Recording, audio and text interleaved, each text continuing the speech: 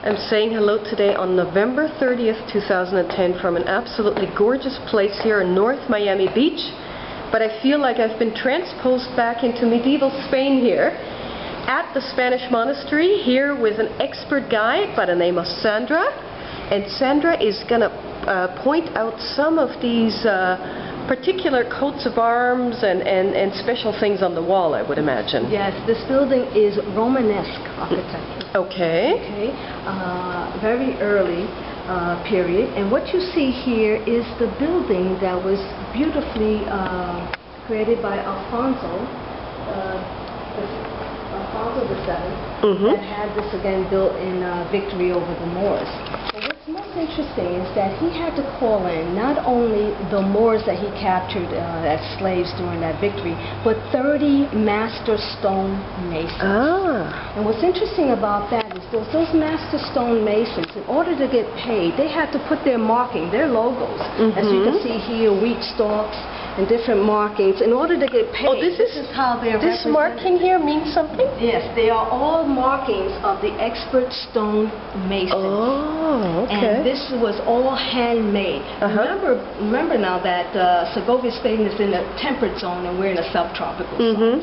So this was, very important as far as the upkeep of this building, but this is limestone. I was going to ask you what kind of stone it is actually, yes. And all of the different markings, and I'll point them out as we're walking along because they're really very interesting, and you will still see them today in the different cathedrals throughout Germany, England, and so you kind of feel like you're identifying some of these men. So this is like a stonemason's logo, almost. Yes. Or like a signature. Yes, their logo really. Really? They'll be listed in a book. Yeah, they were in guilds, and they were listed in a book, and this is how they got paid. They presented and. That's cool. So it's very interesting. So their little initials showing, I did my work. Their little marking. And you'll have interesting logos like the Star of David, which is the 6-pointed star, Christian star, 5-star, the troll that the architects used, the markings.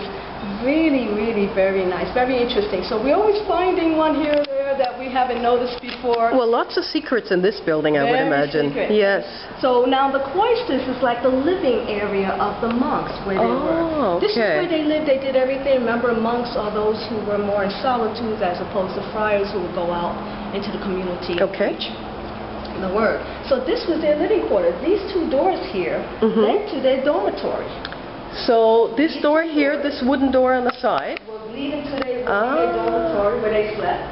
Really? Here also would be another one. They slept in very harsh conditions. They were almost like pallets. They really denounced all the worldly pleasures that they could have, comforts of the world at that time. And here's the coat of arms again for Alfonso VII. You notice the castle and the lion there. Castile and Leon. Right. Here's a wheat stalk. Oh yeah, here's the Star of David, and then over here, in contrast, would be the Christian.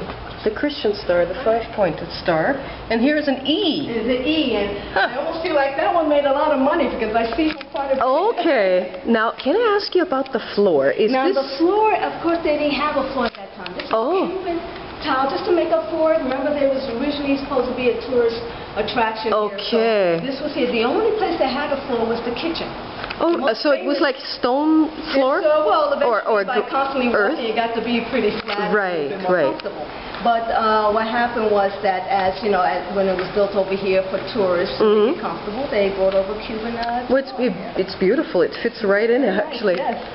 Very nice. Okay, and who do we have at the end here? Okay, this is King Alfonso VIII. He is the grandson. The grandson. He was really a king at 1 year old. Didn't do much, of course, but at 15, what's interesting, at 15, when he came into his own, he married King Henry's second daughter, his daughter Eleanor.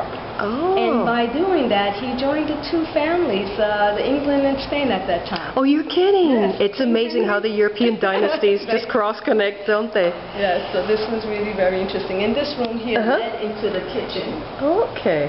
Is the kitchen here, or is it basically the cloisters? Everything you see here is only what William Hurst was able to purchase. Not the rooms that it led into.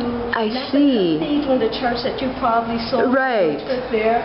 None of this, only what you see. So basically you purchased the cloisters, but let's have a peek at this gorgeous courtyard right in the middle of the cloisters here. It is beautiful. Would this be the original well? Well, no, it's not the original well, although we think there was a well there originally in Segovia, Spain. Again, the two businessmen who originally brought it here, Moss and Edgman, Raymond Moss and William Edgman, they were also collectors of medieval art themselves. So this is one of the things we're looking to determine. What came over with the shipment first, and when they did purchase the bricks from the warehouse in New York eventually, when they did win over the Hearst Foundation to buy these pieces, there were other things that were available for sale at that time also. So we think they purchased them from the Hearst collection, and another ones, you know, they purchased on their own. What's interesting about this particular well, and I say that with the quotation marks, because if you look at it very carefully, it's really not a well, it's a capital. Belonging once to on the top of a column. Of a column. It is Roman granite. We believe it to be 2nd or 3rd century. So this is from Roman times. Wow. Interesting. No wonder you guys are the oldest building in the Western Hemisphere, because this goes back, I mean, this goes Even back to, the monastery. before the monastery, And fascinating. Some pieces they made up for were no longer able to build with coral, but this was, at that time, this was permissible, so you have it here. Oh, so this would actually be coral. Right. Oh, you can actually see the details in here in the stone. Isn't that interesting? But, you know, what's interesting about this piece is it makes you imagine just how tall that column had to be. Oh, God, it's a huge capital, no doubt. Wonderful. Okay, where are we going in our next clip? We're going to go inside the chapel here, which was really the dining hall. We use it today as the services on Sundays. Perfect. Thank you, Sandra.